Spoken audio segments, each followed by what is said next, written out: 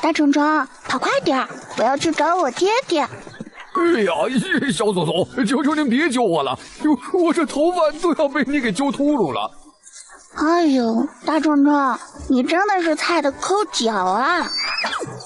这1刻钟后，通往山下经道之处，莫七七挥动着拳头。大虫虫，我下山找我爹去了。小祖宗，你尽管去祸害，去找你爹吧。行，那我去找我爹爹了，等我回来再找你玩。哎呀，我求你莫回来喽，莫回来喽！看着前方那渐行渐远的小背影，大白虎不禁哭了出来，终于可以不用受这小魔女的折磨了。而在乌灵山不远处的官道上，一辆低调奢华的马车正在缓缓前行。与此同时，莫七七正坐在大石头上，悠闲晃着小短腿儿。他一边晃着他的小短腿儿，一边朝着官道上张望。什么时候才有人来呀？莫七七正嘀咕着，声音突然停住了。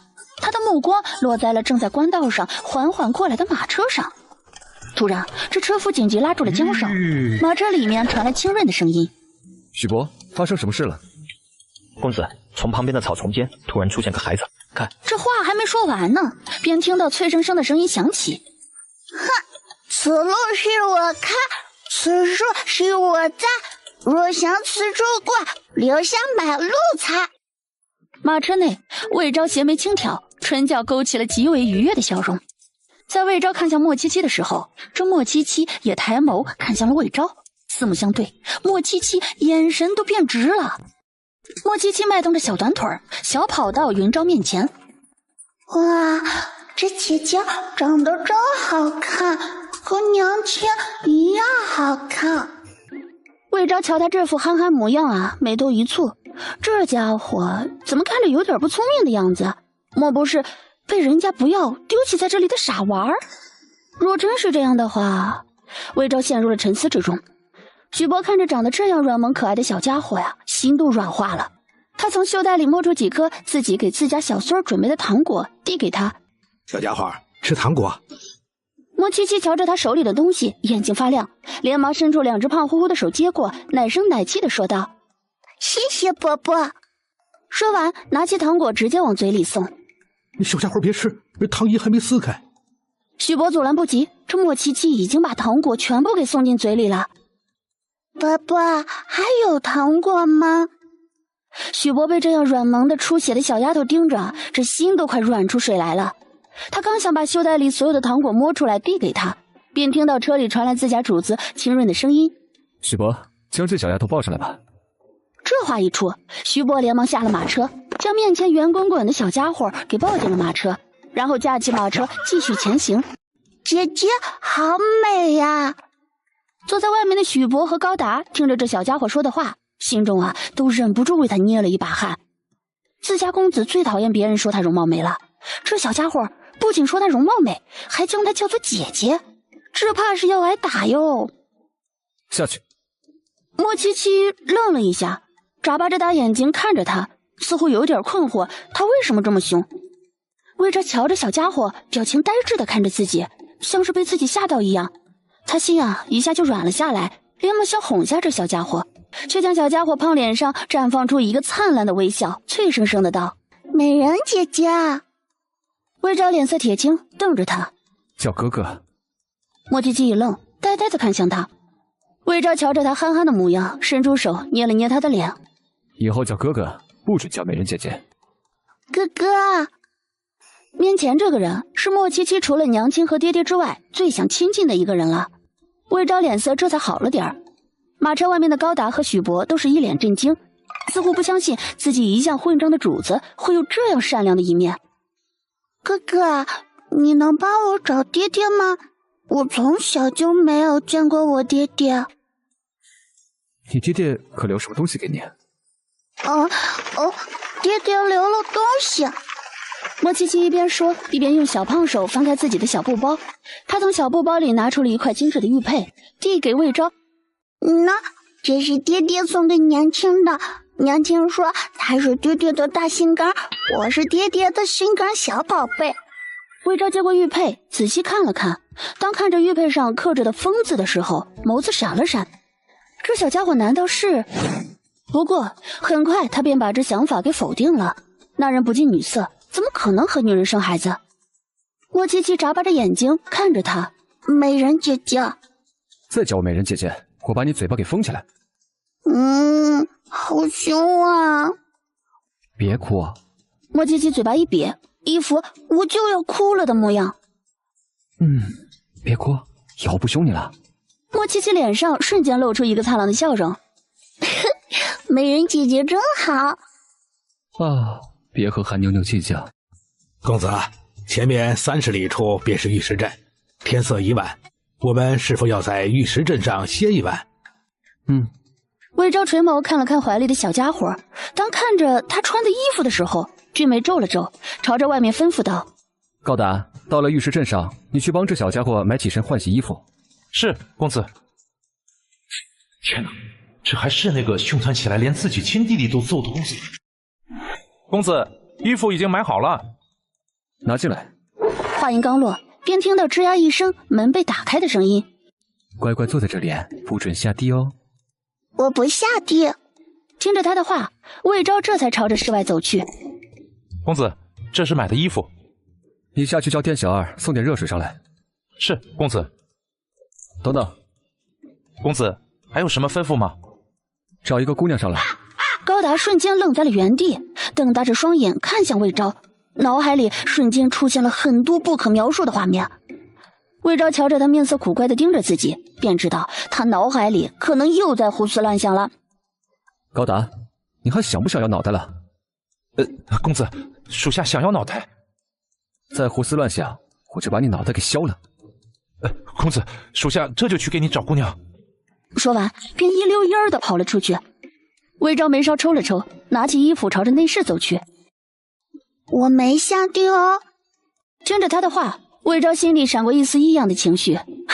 这小家伙还挺萌的，带回家讲着玩，感觉还挺不错。这衣服是给我的吗？魏昭点了点头，将衣服放在床榻上。美人姐姐，你真好。小哥哥。哥哥。魏昭一听，眼神不觉地柔和了许多。莫七七看着魏昭，想了一会儿，开口说道：“哥哥，等我找到爹爹了，我就带你回去见我娘亲。”为何把我带上？因为我娘亲喜欢长得美的人。魏昭眼角忍不住抽了抽。哥哥啊，你不要担心哦，我娘亲超级好的。瞧着他在说自己娘亲的时候，小脸上满是开心。再瞧着他这一身肉，魏昭便知道这小家伙的娘对他极好，定不会将他遗弃。即使这样，这小胖妞为何会出现在那样偏僻的地方啊？哥哥啊，你怎么不说话？你是瞒着你娘亲偷跑出来的吗？不是啊，我告诉了我娘亲，我要去找爹爹，娘亲让我去的。这小家伙的娘亲可真大。哥哥，你怎么了？喂，你娘亲对你好吗？我娘亲对我极好，有什么好吃的都给我吃。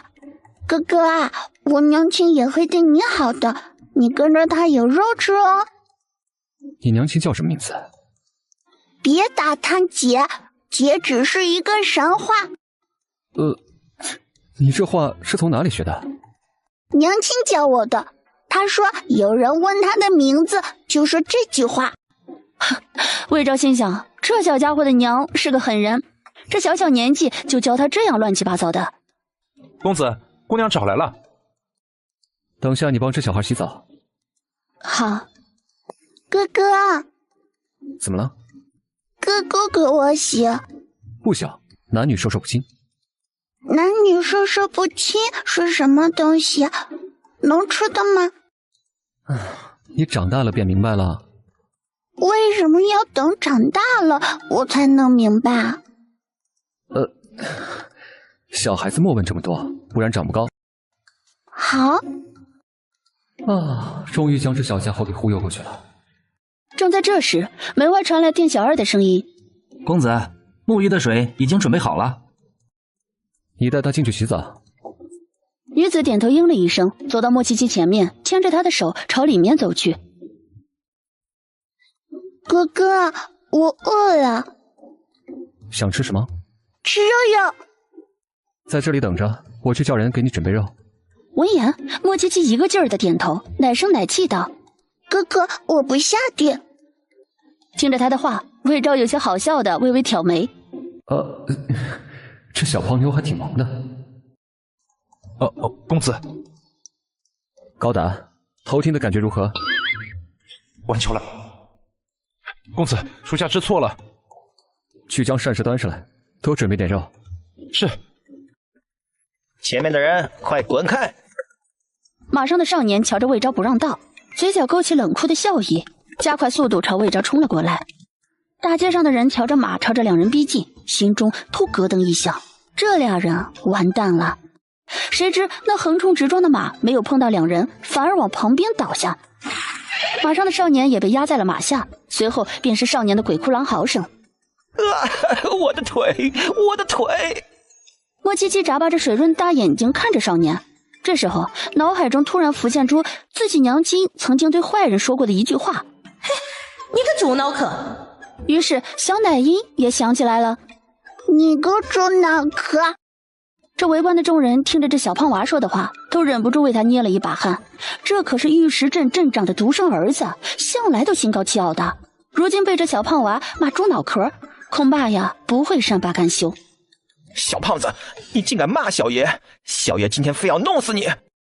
莫七七听着他叫自己小胖子，顿时怒了：“猪脑壳，我生气了！”小杂种，你！魏昭踩着少年的手，冷眼看着少年，薄唇轻启：“你再骂一句试试。”小爷我……话还没有说完，便被魏昭踩断了手，疼得晕了过去。魏昭收拾完少年，目光落在他身后的莫七七身上：“哥哥，我以后会保护你的。”我不需要你这个小屁孩保护。不过想到小胖妞说的话，他心口某处闪过一丝柔软。“哥哥，我饿了。”我换好衣服就带你出去用膳。哥哥真好。真是个麻烦精。哥哥，麻烦精是可爱的意思吗？是长得可爱的意思。哥哥也是麻烦精。魏昭嘴角抽了抽，瞥了他一眼。乖乖待在床上，我去换衣服。哪个龟儿子将我的儿子手踩断了？被骂成龟儿子的魏昭俊脸都黑了。这一旁的高达见着魏昭脸色不好，连忙道：“公子别在意，他在骂龟儿子，不是在针对我们。”魏昭一听，脸色更加黑了下来。难道那个男人的口中龟儿子是公子？去将那个糟心玩意儿给我打一顿！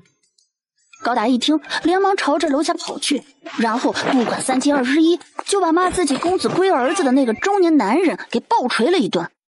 中年男人身旁的侍卫就像二愣子一样站在原地，不知道该怎么做。中年男人瞧着自己养的这群饭桶啊，在自己被打到这样惨都不晓得出手，这顿时气得眼睛冒着红光，朝着他们怒吼道：“你们还愣着干什么？还不给我上！”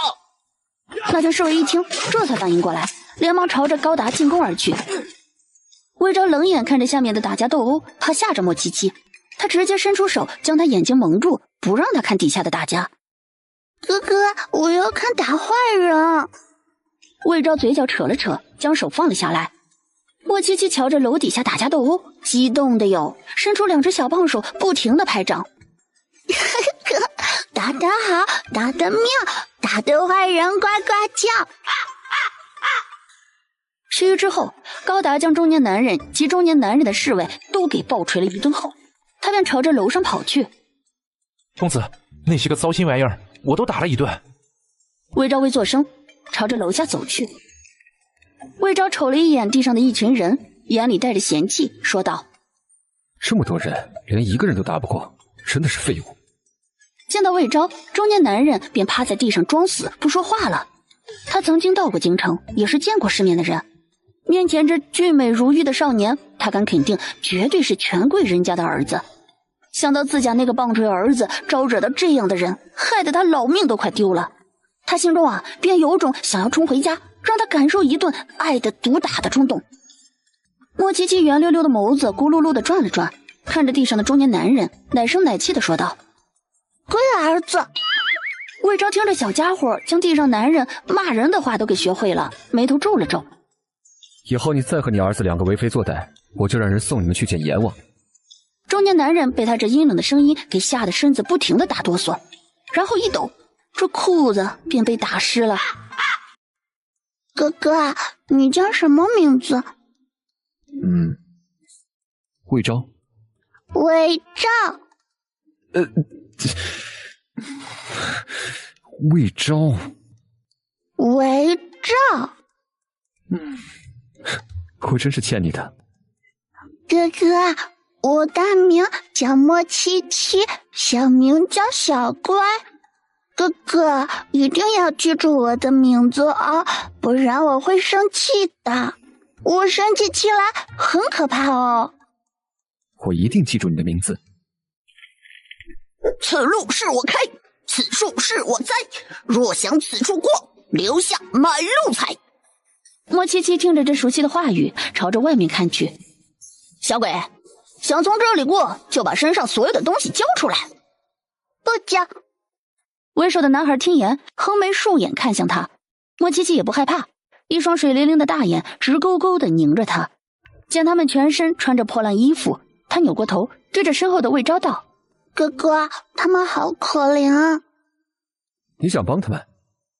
娘亲说教我做好人，多帮助人。魏昭听着他的话，笑了笑，朝着门外吩咐道：“高达，给下面的人一些银子。”是，公子。打劫的那些男孩听到马车里面这人说的话，都眼神微妙的互相看了一眼，似乎不相信听到的是真的。高达走到为首男孩身边，递给他一大袋银子：“带着你的这些小弟好好做人吧。”男孩接过银子，朝着他点了点头：“谢谢。”你应该谢那个小女孩。高达在马车员外坐稳后，许博便重新驾驶着马车朝着前方走去。那些打劫的小孩自动朝着两边站去。为首的男孩盯着渐行渐远的马车，俊秀的脸上闪过沉思。须臾之后，他对着身旁的其他小男孩说道：“走，咱们去吃肉包子，吃了咱们就去京城。”昭妹，娘想死你了！不准叫昭妹。看到这个为了想要生女儿给她小名取为昭妹的无良娘，魏昭便是心中怒火蹭蹭的往上冒呀。哥哥，魏昭还没说话，便见自家那个无良娘就瞬移到了他身边。啊，好美的姐姐！哎呀，我就是最喜欢这样诚实的小孩子。说着，当着在场众人的面亲了亲他的脸。我的乖女儿。夫人真的是想要女儿的很啊。娘，这不是你的女儿。不是我女儿，难道是你女儿？娘，别胡说，这小女娃是我从路上捡回来的。不错嘛，我的儿，捡回来这样可爱的小女娃。美容姐姐就是哥哥的娘亲吗？是啊。哥哥的娘亲长得真好看。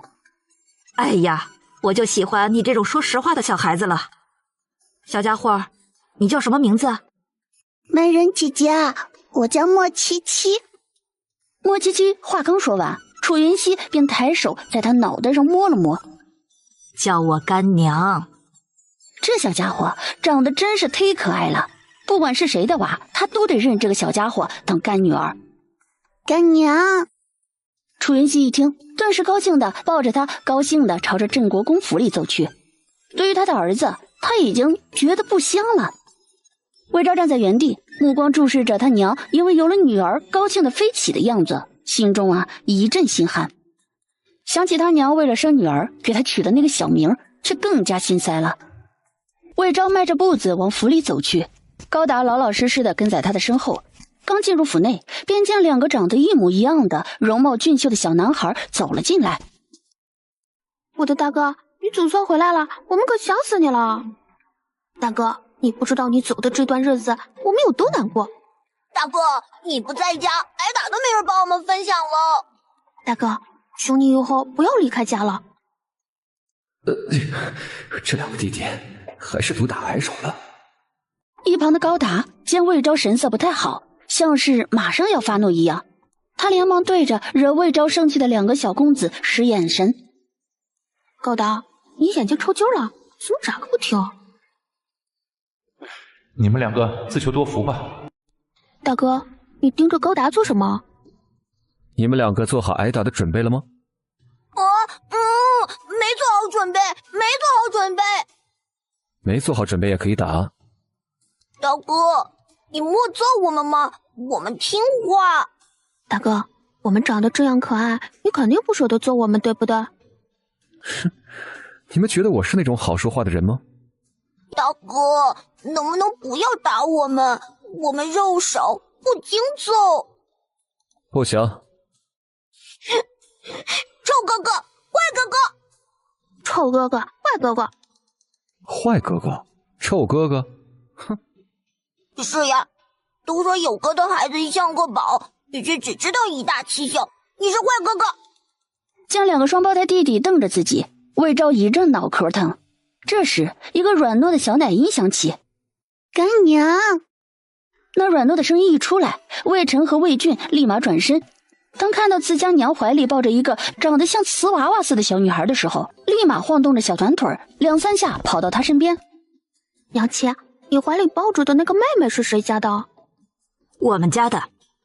哎，娘亲，你何时给我们生的妹妹呀？她是娘亲的干女儿，以后便是你们的妹妹。一听到他们以后有妹妹了，魏晨和魏俊开心的把眼睛都笑眯了。正在这时，魏昭走了过来。娘，哥哥要打我们，你要为我们做主啊！打打更健康。娘，我们不是你亲生的吗？哥哥，我觉得我们不是亲生的，没准儿我们是捡回来的。你们2个是在山沟里捡回来的。我就知道，我和哥哥不是亲生的，所以你们才任由哥哥打我们。我是一个没人疼的小可怜儿啊！你不是我娘亲，哼！我要去找我娘亲去。胡说八道些啥呢？我就是你们的亲娘。要不是为了在小女娃心中留下一个好的印象，他早就收拾这2个喜欢胡说八道的小崽子了。看2人还装不装糊涂。魏晨和魏俊交换了眼神，连连后退了几步，看向楚云熙，异口同声地说道：“你不是我们亲娘。”楚云熙听见自己这2个小崽子又说这样没天良的话，这暴脾气一下子就控制不住上来了。你们2个臭小子，给老娘滚过来！干娘，不能生气哦，娘亲说生气会让人变老哦。楚云熙听到生气会让人变老，他下意识地摸了摸自己的绝美脸蛋，小声地嘀咕着：“可不能变老呀！”想到这里，楚云熙想要训斥2个自家小崽子的念头愣是生不出来了。别害怕，娘亲这样温柔如水的女子是不会打你们的。温柔如水？娘亲啊，你怕是对温柔如水有点误解吧？娘亲，你是不是不爱我们了？娘亲，你这明明说我们是贴心小棉袄。哥哥，我觉得我们不是亲生的。楚云熙听着魏晨又在装糊涂，顿时撸起袖子，做事就要锤人了。魏晨和魏俊见状，立马飞快地溜了，那速度快的一看就是逃跑次数多了练成的。哥哥，我要吃哥哥。魏昭闻言转身看向高达，准备点糕点送到书房。魏昭抱着莫七七朝着他的书房而去。哎，魏昭，你从哪儿拐来个小胖墩啊？我才不是小胖墩呢，我只是肉很多啦。你再说我是小胖墩，我可要打你了哦，我打人很痛的哦。宋坚，别在我书房里发癫。嘿嘿，这小女娃长得真讨人喜欢啊！边上的魏昭见状，那双凤眸里闪过不悦的光芒。眼看着宋阶就要捏到小家伙的脸了，魏昭伸出手将宋阶的手给拦截了下来。小家伙脸嫩，经不住捏。哟呵，真看不出啊，你还是个怜香惜玉之人。怎么了？有意见？啊不，没意见，没意见。我很想说有意见，可貌似你手上的拳头不答应啊。宋阶看了眼魏昭，便将目光从他身上移开，而后落在了莫七七身上。劝你别打他的主意，她是我们家的。我可没听说云姨给你生了个小妹妹啊。宋阶他娘和魏昭的娘是义结金兰的姐妹，两家关系非常好，经常走动，是以他对魏昭家简直了解得很。就在这时，书房外面传来噔噔噔的脚步声，魏晨一路小跑进入书房。当见到宋阶的时候，眼睛顿时亮了。宋大哥，你可算来了，我好想你啊！哼，我看你小子不是想我，而是想我带你出去玩吧。宋大哥，你带我出去玩一下吧，我在家里都快无聊死了。好好待在家里，不许乱跑。就要乱跑，坏哥哥！哼！你说什么？啊！我说我不会乱跑的，还说你是天下最好的哥哥。真是个小滑头啊！魏晨听着他这话，嘿嘿笑了下，而后将目光落在了魏昭怀里的莫七七身上。宋大哥，他长得可真结实。莫七七听着他的话，湿漉漉的大眼望向魏昭。哥哥，长得结实是什么意思？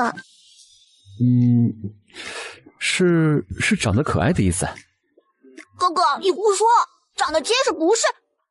话还没有说完，便被魏昭用眼神给打断了。宋大哥，我觉得他不是我亲生哥哥，你才是我亲哥哥。魏昭，你对你弟弟温柔点嘛，瞧瞧你把他吓得都说胡话了。你很开心？不开心，嘿嘿。憨屁！魏昭，你怎么教小孩子的？这么小的小孩子怎么能教他这样说话呢？这不是哥哥教我的话，是我听我娘亲说的。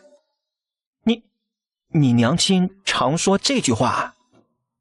娘亲常常对那些大虫虫说这话。这小女娃子跟着这样放荡不羁的娘长大，肯定受了很多罪啊。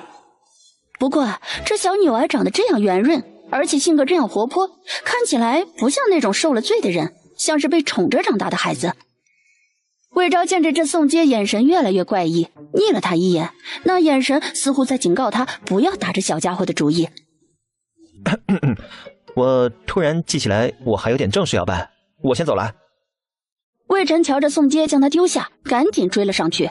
他今儿可是要鼓动着宋阶带他去街上溜达一圈的，怎么能让他独自丢下他走了呢？哥哥，我长胖了吗？不胖。我也觉得我不胖呢。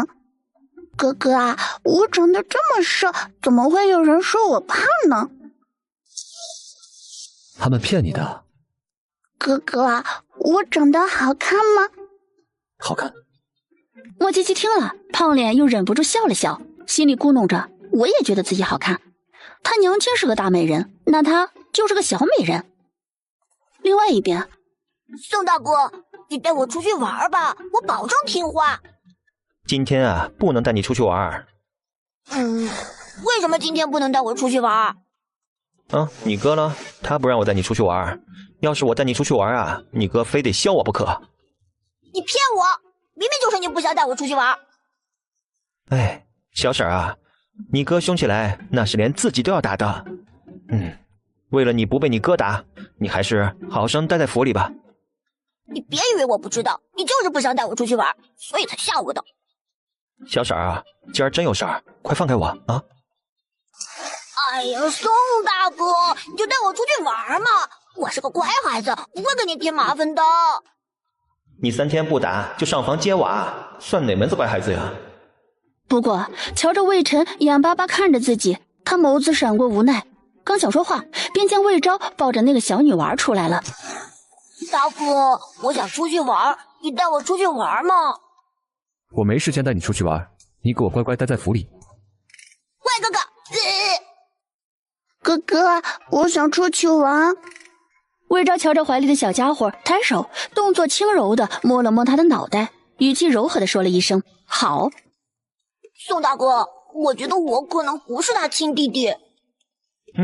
我也觉得你不是他的亲弟弟，你是云姨从路边捡回来的。宋杰，你今儿很闲。宋杰一听，心中咯噔一响，觉得这货可能不安好心，连忙对着魏晨说道：小婶儿，听你哥哥的话，我下次带你出去玩。说完这话，宋杰便一溜烟儿的跑了。大哥，我也要跟你们一起出去玩。怎么不叫坏哥哥了？哎呦，大哥，你在说什么呢？我没叫你坏哥哥呀。走吧，你去把小二叫上。魏昭口中的小二正是魏俊的小名。至于小名为什么叫小二，当然是因为他们那顿无良爹娘渐生的又是儿子，便随便取了个小名。哥哥，我想我娘亲了。你娘亲在哪里啊？我送你去找你娘亲。我不回去，我要找到我爹爹。魏昭见小家伙满脸认真，便知道这个小家伙对找爹很执着，他便不再继续说下去了。冰糖葫芦，冰糖葫芦嘞，卖冰糖葫芦。哥哥，我要吃糖葫芦。魏昭听了，牵着他的手朝卖糖葫芦的摊贩走去。给我3串糖葫芦。哎，好嘞。说着，动作利落的将3串糖葫芦递给了魏昭。哥哥，给我糖葫芦。要吗？要。莫七七大眼睛一眨不眨的望着魏昭，见他将糖葫芦递给了自己，胖脸绽放出一个灿烂的笑容。谢谢哥哥。一旁的魏俊和魏晨睁着大眼睛瞧着魏昭手里剩余的2串糖葫芦，那眼神仿佛在说：把糖葫芦给我们呀。也许是魏昭听到了2个人的心声，魏昭将剩下的2串糖葫芦递给了魏俊和魏晨。莫七七是个爱吃的，接过糖葫芦便往嘴里狂塞。太好吃了。哥哥，吃糖葫芦。你自己吃吧，我不喜欢吃这个。莫七七听着他的话，哦了一声，便自己欢快地吃了起来。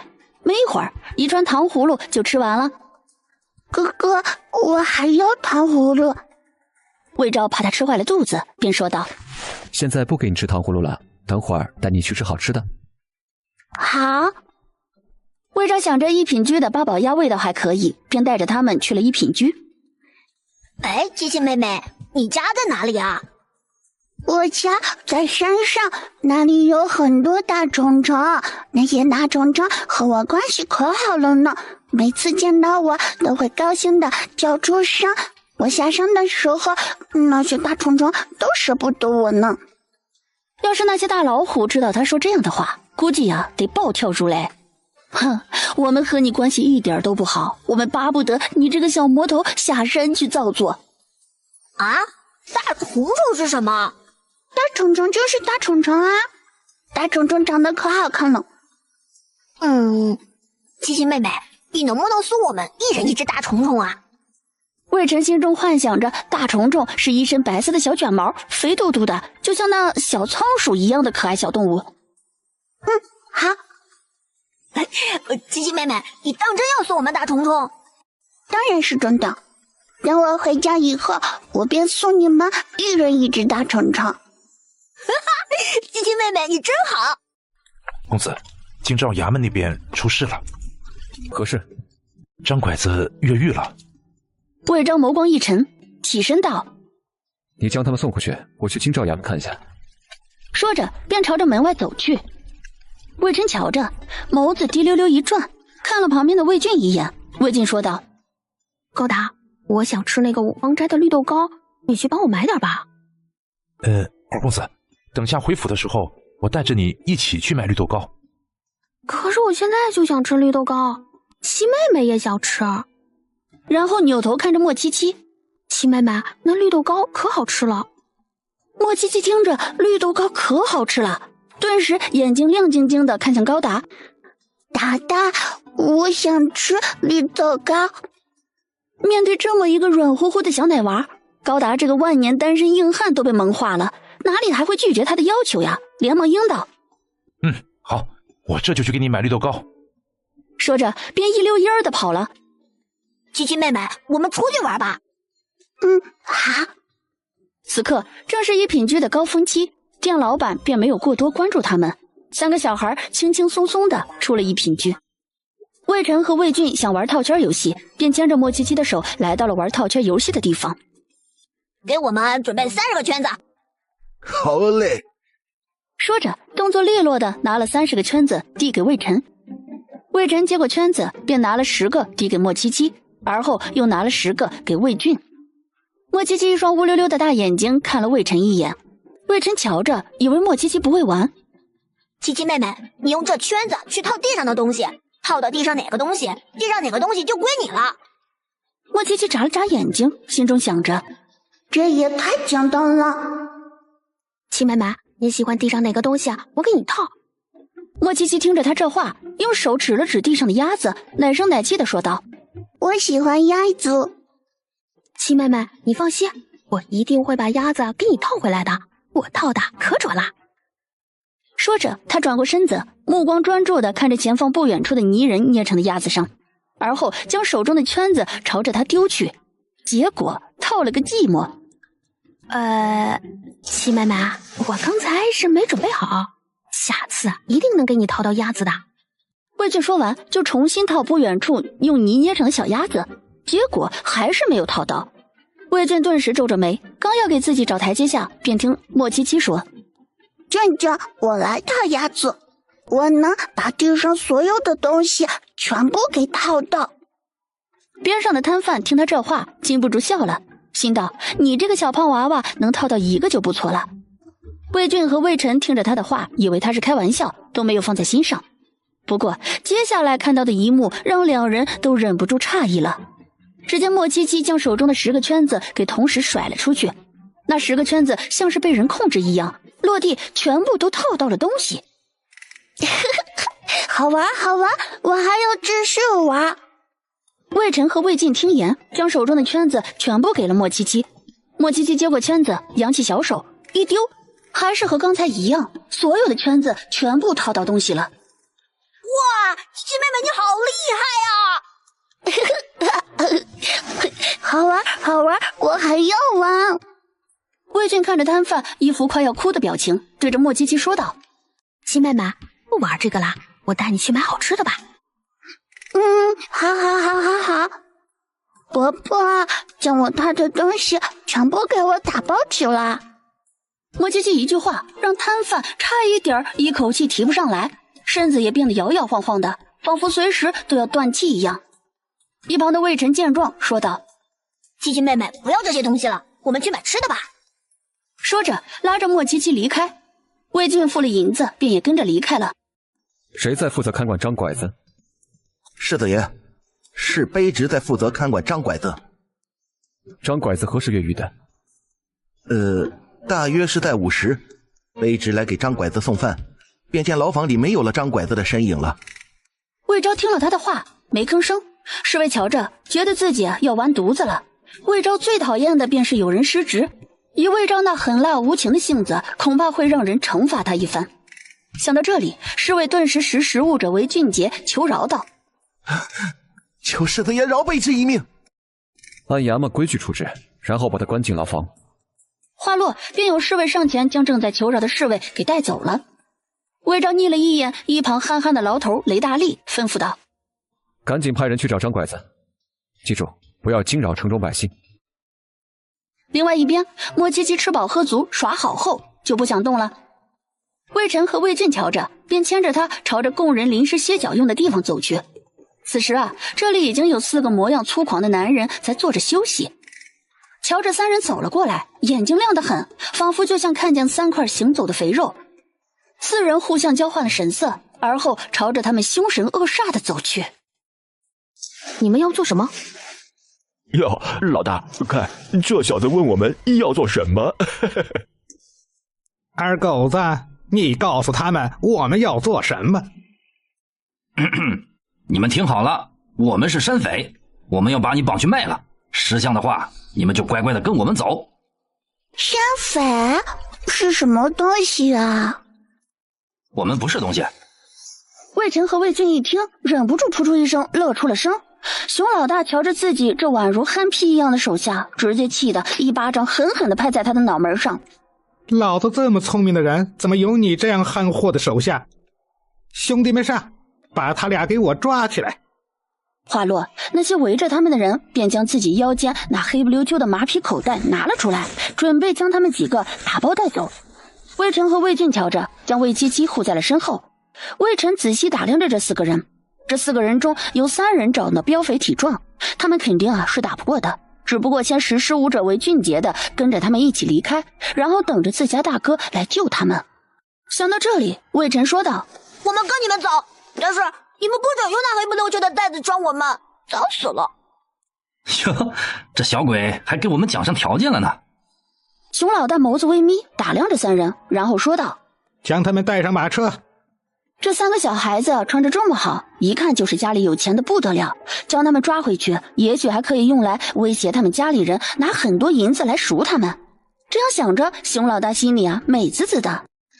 七七妹妹，你不要怕，大哥会来救我们的。我不怕，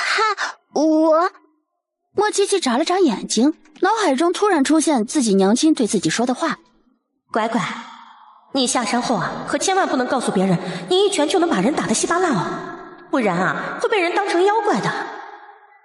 想到这里，莫七七将自己想要说的话给咽了下去。魏晨瞧着，关心道：七七妹妹，你怎么了？你们别怕，我会保护你们的。魏晨和魏俊听着他暖心的话，感动得不要不要的，心中暗暗发誓，这次被救出以后一定要好好学武，武功学好后就可以保护七七妹妹了。哎呦，这小女娃长得好膘肥体壮啊！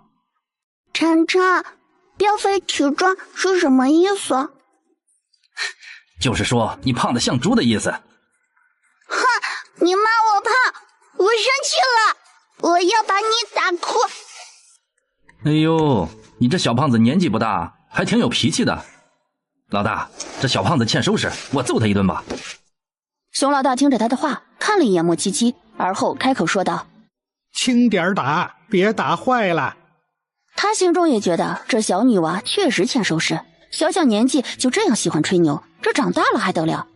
闻言，二狗子朝着莫七七走了过去，语气凶狠地说道：嘿嘿，今儿个我可要好好替你爹娘揍你一顿。啥？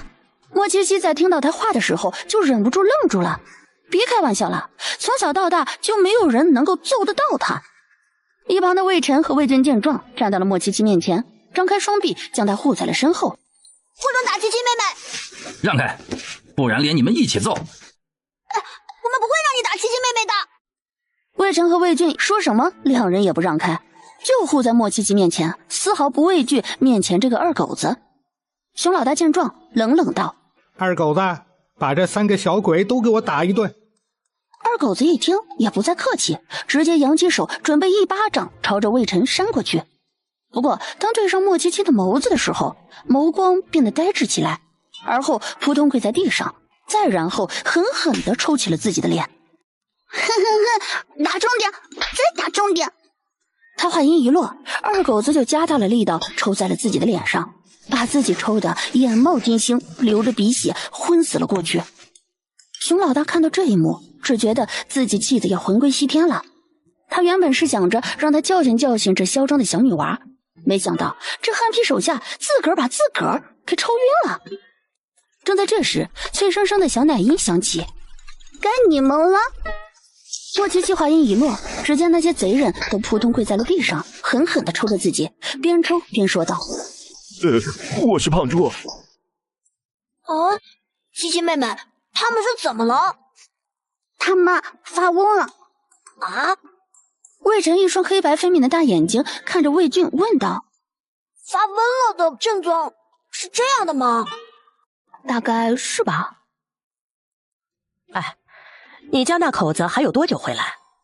魏清风和宋玉一起去了南边视察，临行前宋玉和孟若兰闹了别扭，是以两人都不想联系彼此。孟若兰心里放不下宋玉，便从楚云熙这里暗中打探魏清风的消息，从而来知道孟玉是否安详。大概还有几日吧。咱们爹，你想你家送狐狸了？我一点都不想他，没有他在的日子，我过得可自由了。你们两口子都是一个德行，明明就是很在意对方，却总是装矫情。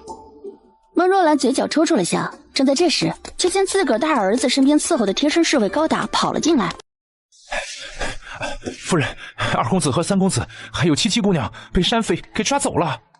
听到高达的禀报，楚云熙和孟若兰一时间都有些吃惊，以为自己听错了，便听高达继续禀报道：大公子带着二公子和三公子还有七七姑娘去一品居吃饭，吃饭中途的时候，大公子因为京兆衙门有事，便离开了一品居，让属下等二公子和三公子还有七七姑娘吃饱后，便将他们送回镇国公府。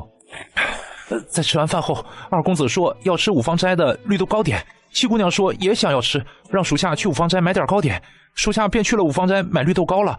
可是属下从五芳斋买回绿豆糕，回到一品居后，却发现二公子和三公子还有七七姑娘已经不见了踪影。属下便去大街上找他们，听到两个妇人说二公子、三公子还有七七姑娘被山匪抓走了。大公子知道这事儿了吗？属下还没来得及禀报大公子。这事儿你不用去禀报大公子。高达，你带侍卫和我一起去把他们救回来。说着，对身边的贴身丫鬟青枝说道：青枝，去把我那青龙剑给拿来。他今儿啊，非得好好教训下那些山匪，敢抓他的孩子，简直是不想活了。阿西，我和你一起去。好。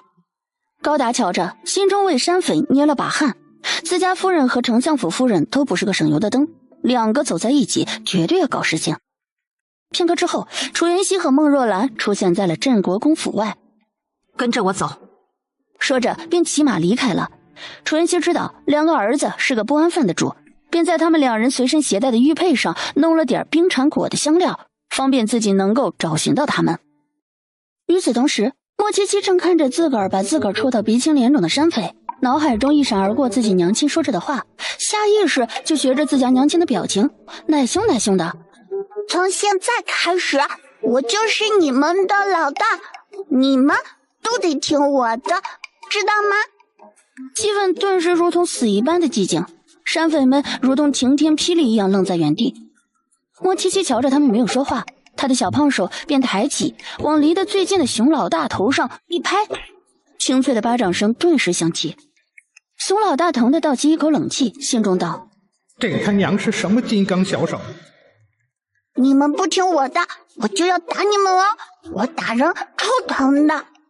这一点熊老大深有体会，刚才他一巴掌拍在他的脑袋上，他差点被拍成了个傻子。想到这个小胖娃不是个好惹的人，熊老大决定先识时务者为俊杰，先把这小胖娃给哄好了，然后再想办法收拾这个小胖娃。那些山匪们听着莫七七的话，顿时将求救的眼神投向了熊老大，只希望他能够用他的高大威猛去好好收拾收拾这嚣张的小屁孩。没想到熊老大竟然说道：你就是我们老大，我们都听你的。听着熊老大的话，山匪们气得简直快要呕血了。这尼玛是平常威猛的没法，如今连一个小屁孩都收拾不了，真是个废物呀！我饿了，有吃的吗？寨子里有吃的，我叫人弄给你们吃。去，快点给我弄吃的去。是，我这就让人去。我要吃一大锅肉。行，给你准备一大锅肉。你妈，肉这么贵，你还要吃一大锅，你咋不上天呢？等莫七七入座后，熊老大对着杵在一旁的二狗子说：去叫厨房准备一大锅肉。说着便朝他使了个惯用的阴险眼神。是，小的这就去。收到熊老大那阴险的眼神，二狗子赶紧朝着厨房跑去。不过片刻功夫，饭菜便被摆放在了桌子上。莫七七因为饿了，所以端着盛好的米饭就吃了起来。在场的山匪看着他凶残的吃相，都忍不住的颤了颤。魏晨和魏俊在一品居已经见识了莫七七的吃相，所以一点也不惊讶。一旁的二狗子看着三人都吃了下了蒙汗药的饭菜，笑了起来，露出一股掩饰不住的奸咸味。魏晨和魏俊吃到一半的时候，便趴在桌子上一动不动了。莫七七看着晕过去的魏晨和魏俊，停下了手中的动作，眨巴着大眼睛问道：“他们这是怎么了？”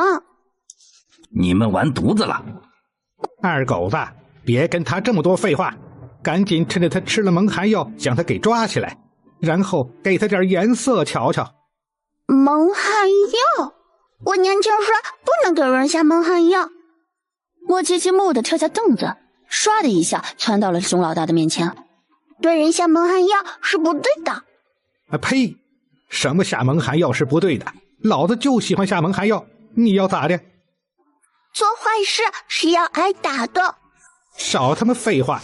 想活命的话，就给老子闭嘴！老大威武！一旁的山匪们瞧着这一幕，都忍不住鼓掌。这一鼓掌，顿时让熊老大虚荣的心得到了很好的满足。当下对着莫七七露出了一个鄙视的眼神。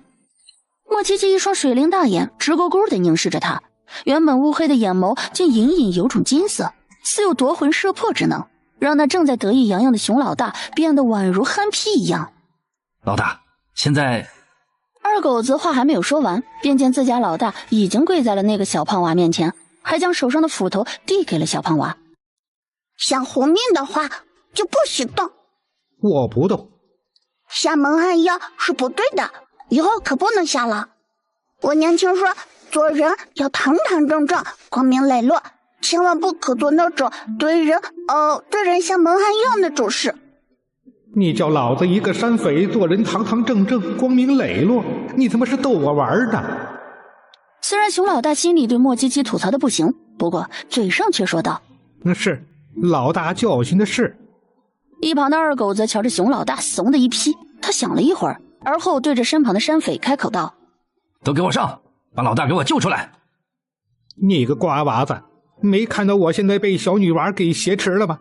你这样做是不是想让我被这小女娃杀掉？你当了这么多年的老大，也该轮到我做了。你这种连小屁孩都怕的怂货，就不配当老大。等下我便让你见识见识什么叫做牛皮。二狗子，二狗子不想和他废话，直接朝着一旁的山匪道：“都给我上，去把他们全杀了！”二狗子，老子把你当兄弟对待，你却要老子死，你他娘的还是不是个人？二狗子不想给他废话，直接对着那些处在原地不动的山匪道：“都给我上，杀了他们，我就把老大藏银子的地方都告诉你们。”你杀人是不对的。二狗子听着他的话，忍不住翻了个白眼，刚想上前，却见自己手不受控制的朝自己脸上狠狠的抽去。杀人是不对的。二狗子此刻已经停下了自个儿抽自个儿的动作，不过身子一点都不能动弹。他眼里带着怒火盯着莫七七，语气凶狠道：“你这个死胖子，你对我做了什么？”可说出来的却是：“你这个小仙女长得好可爱。”娘亲也说我是小仙女，也说我长得好可爱。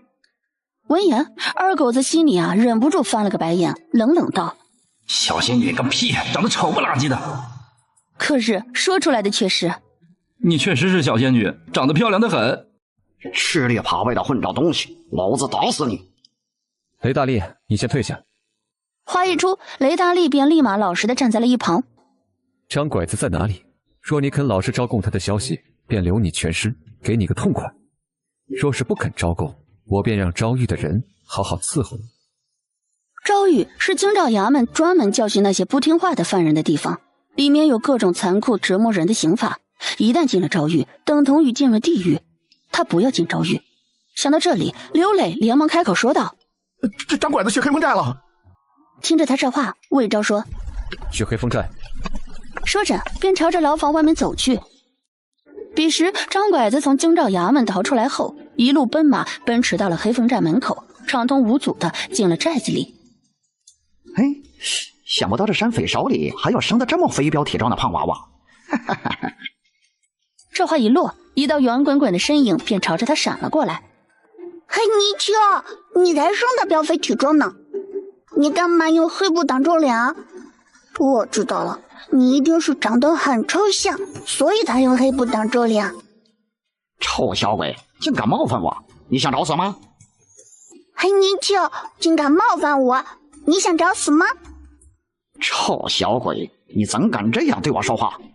黑泥鳅，你怎敢这样对我说话？哎，真是个不知死活的臭小鬼！真是个不知死活的臭泥鳅！我可不是那种爱幼的人，惹怒了我，下场只有死。说着，张拐子便弯下腰，想要将莫七七给提起来。然而下一刻，莫七七身影已经消失不见。黑泥鳅，你踩得够脚啊！哎，小胖子，你竟然敢一而再、再而三的羞辱我，拿命来！说完，张拐子身影已经朝着莫七七闪去，结果莫七七的身影又消失不见了。紧接着，自己肩膀上一重，随后自己头上戴的斗笠被摘了下来，丢在了地上。你骂我小胖子，我要把你给整秃噜！哎呀，你个该死的贼娃娃，不准揪我头发！让你骂我胖，头我给你整秃噜皮！张拐子此时内心崩溃的不行，还有那群山匪是憨批吗？看着他被这小胖娃欺负也不上，张拐子那叫一个气呀！不过还是忍住怒火，将视线投向熊老大。接到张拐子的求救信息，熊老大指了指自己鼻青脸肿的脸，表示自己爱莫能助。张拐子气得浑身发抖，急火攻心。张拐子一口鲜血给喷了出来。咦，踩得够脚啊，一点都不好玩。说着，动作麻溜的从他身上下来。此时，魏俊和魏晨也醒了过来，看着身边没有莫七七的身影，被吓了一大跳。你们把七七妹妹怎么了？陈弟，七妹妹在那里呢？啊，七七妹妹！张拐子神情十分阴郁的盯着莫七七的背影，恨不得用眼神杀死莫七七。下一刻，他的神情变得愣怔了起来。那两个男孩子不是那个黑心肝的弟弟吗？怎么会到了黑风寨里面呀？难道是这些莽戳戳的山匪将他们两个抓到了黑风寨里？正想着，便听到一个山匪急匆匆的跑进来。老大，不好了，两个女人带着一群人杀进我们寨子里了。这要完犊子了！这样想着，张拐子心里慌得一批，急急忙忙的准备逃跑。等等，张拐子，那两个小男娃是谁？你个憨批，他们是镇国公府的2公子和3公子。张拐子说完，头也不回的逃命去了。熊老大听着他的话，倒吸一口凉气，一阵绝望涌上心头，脸上闪过木然，简直恨不得给自己一巴掌。我要完犊子了！见着自己那10几个兄弟都逃跑出去了，熊老大也赶紧逃跑。啊，娘亲！魏晨和魏俊瞧着楚云熙，一脸激动的朝着他跑了过去。下一刻，楚云熙身形一闪，便径直来到了莫七七面前。七七宝贝，那些山匪可有没有欺负你呢？干娘，他们不敢欺负我的，我可凶呢。这句干娘一出来，楚云熙高兴的哟，直接吧唧一口亲在了莫七七脸上。至于他说的话，楚云熙纯粹是当小孩子说胡话。娘亲，我们也要亲亲。楚云熙瞅了两人一眼，直接赏了2个人个脑瓜崩。回家再收拾你们。娘亲，我们以后听话，乖乖待在府里，你绝不会乱跑了。你不要收拾我们。干娘，程程和正正他们是乖孩子，你别打他们。好，我不打他们。就在这时，孟若兰来到了他们面前。兰姨，以后啊，不准调皮，不然啊，我也得揍你俩。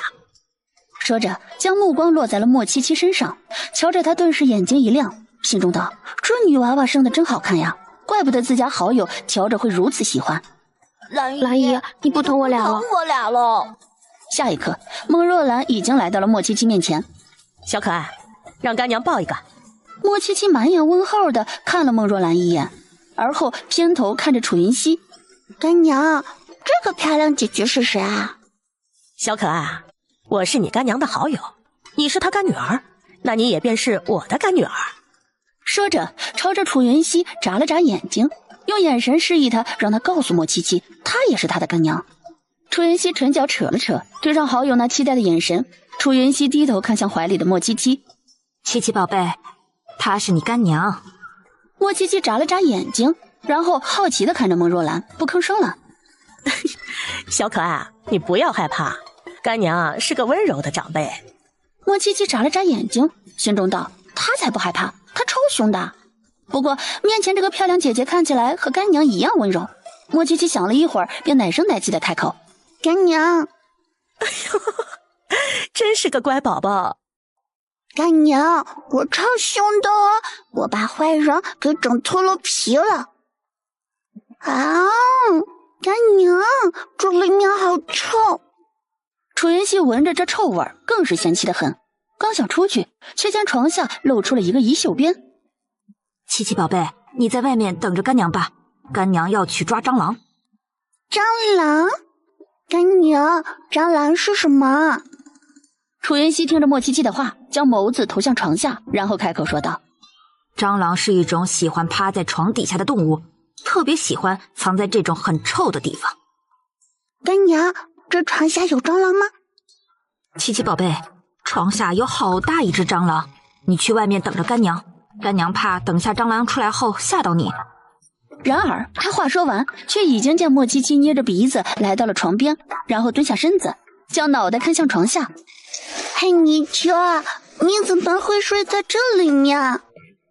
眼见着自己被发现了，张拐子便从床底下爬了出来。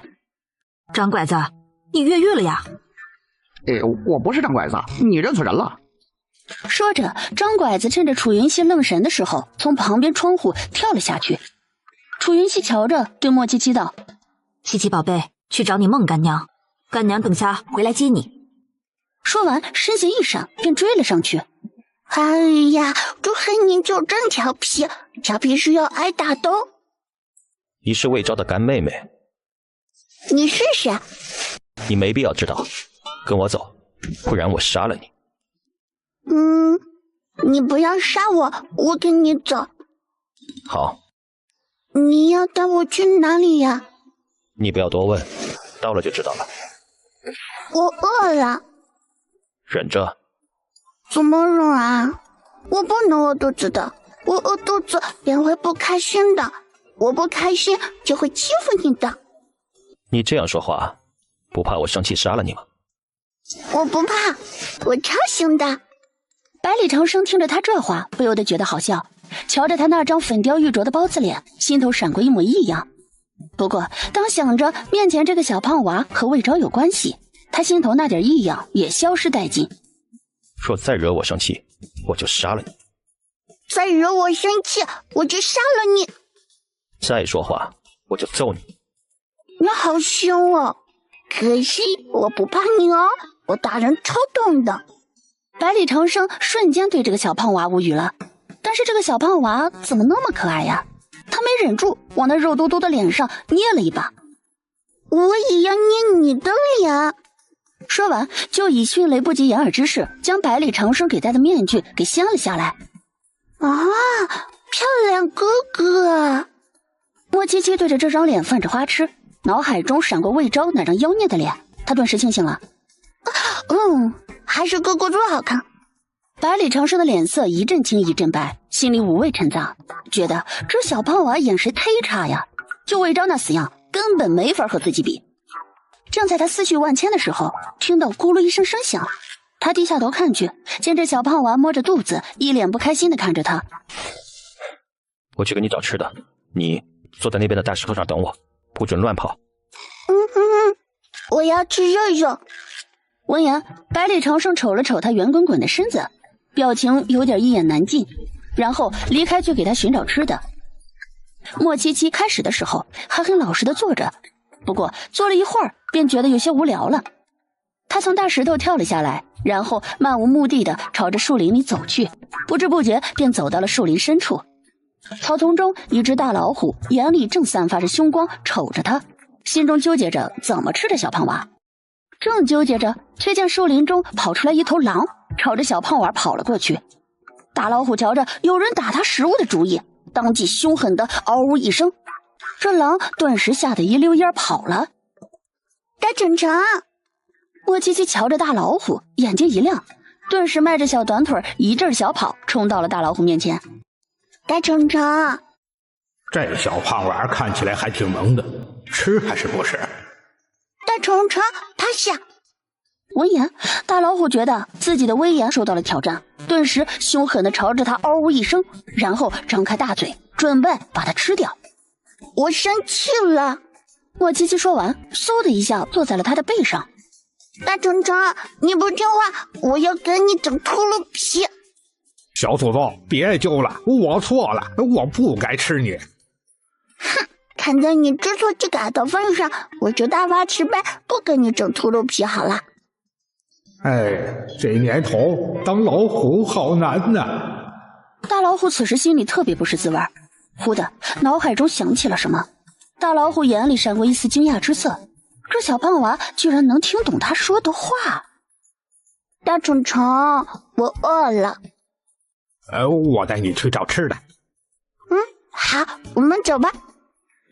与此同时，百里长生带着寻找的野物回到大石头旁边，却发现大石头旁边没了莫七七的身影。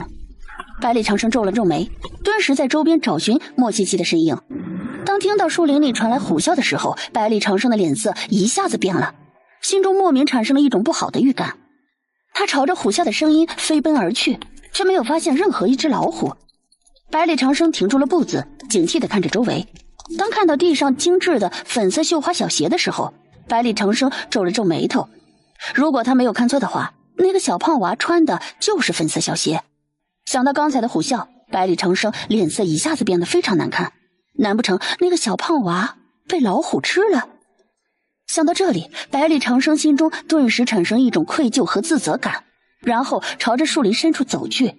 忽地想到什么，百里长生往前走的脚步顿时停了下来，而后袖袍轻甩，转身便朝着山下的路走去。